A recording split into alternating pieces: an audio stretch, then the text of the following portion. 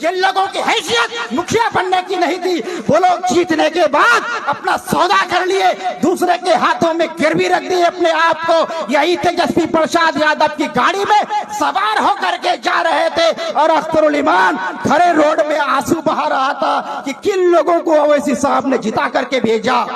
मेरे दोस्तों, ये इलेक्शन, ये बदलाव का भी इलेक्शन है। मैं कहता हूं, जिन लोगों ने आप लोगों को, हमको धोखा दिया, इसी तरीके से 2020 में गांव-गांव में, ये धूप में, सड़क में, यहाँ से बाहर जो नौजवान दिल्ली में, मुंबई में, पटना में और विदेश में, सऊदी में, ओमान में, कतर में, दुबई से रहता था, सब लोगों ने घर पर फोन करके अपने वालिदैन को कहा था कि माँ भोटा दबो तो पतंग छाबो दीस, बा भोटा दबो तो ओवैसी साहब दीस। वो लोग वहां से इतना बेचैन होकर के इसको जिताया, लेकिन अफसोस कि ये सारे लोग अपने आप को बेच दिए और उन लोगों की बात सुनते हैं।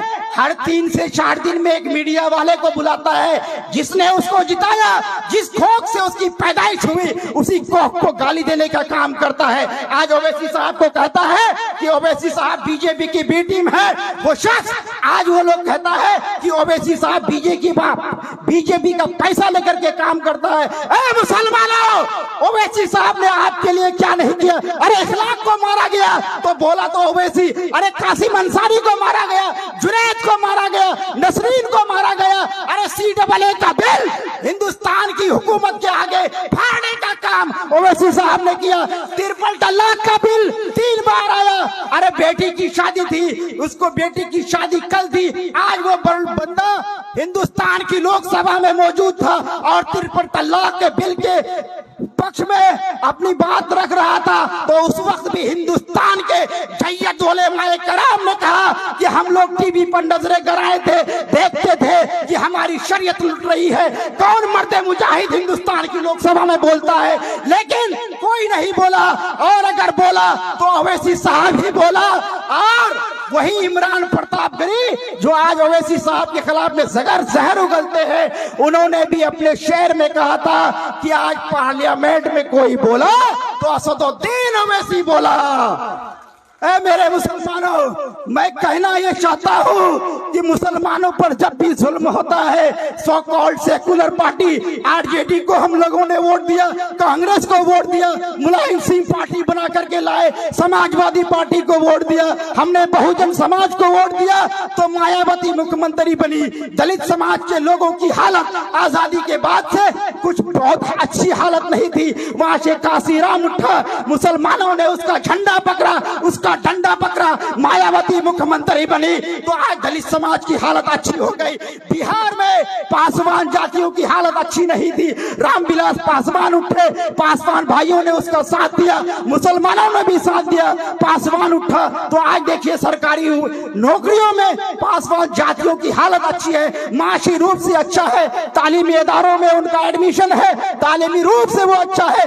और यही नहीं, जादव समाज की हालत अच्छी नहीं थी। 1990 के बाद कांग्रेस के खिलाफ में लालू प्रसाद ने ये जनता दल बनाया था, राष्ट्रीय जनता दल बाद में बना। जनता दल में नीतीश कुमार, रामविलास पासवान, ये सब लोग मौजूद थे। तो यादव समाज के लिए लालू प्रसाद उठा, तो किसी यादव ने नहीं कहा कि ये बीजेपी का एजेंट है, किसी यादव ने नहीं कहा कि ये कांग्रेस का एजेंट है। यादव ने उसका झंडा मजबूती से उठाया, और मुसलमानों को तो दरी बिछाने की आदत है, उन्होंने भी लालू प्रसाद जहां जहां गए उसका झंडा उठाया, उसका कुर्सी लगाया।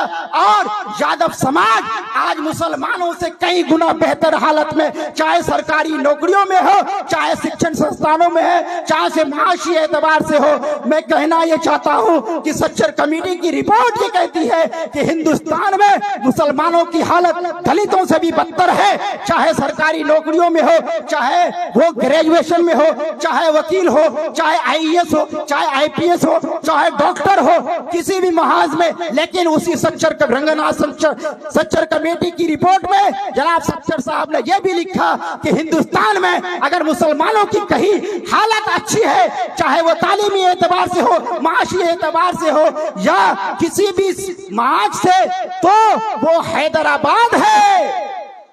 राजेंद्र सच्चर ने अपने रिपोर्ट में लिखा कि पूरे हिंदुस्तान में मुसलमानों की हालत दलितों से बदतर है, लेकिन हिंदुस्तान का एक वाहिद जगह दक्कन का वो जगह जिसे हम लोग शहर हैदराबाद के नाम से जानते हैं। मेरे भाइयों, आज ओवैसी साहब जो बने तो उसके बनाने में किसका हाथ था?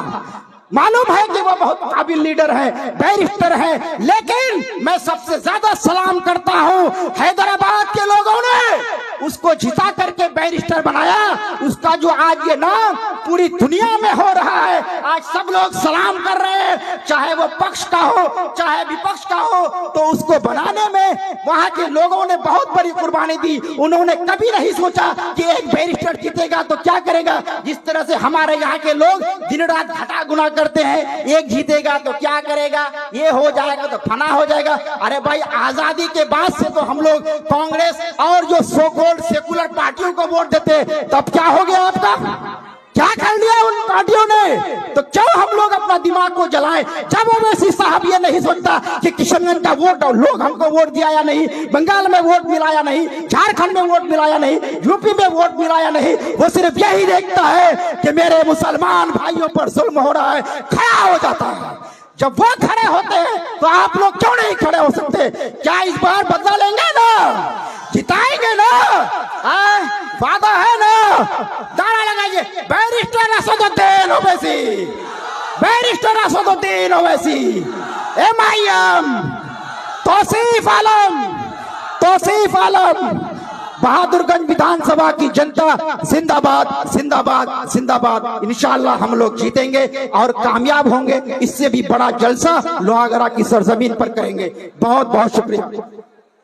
हमारा सोच 2% तक सीमित, और जो 14% है वो मुख्यमंत्री बनेंगे।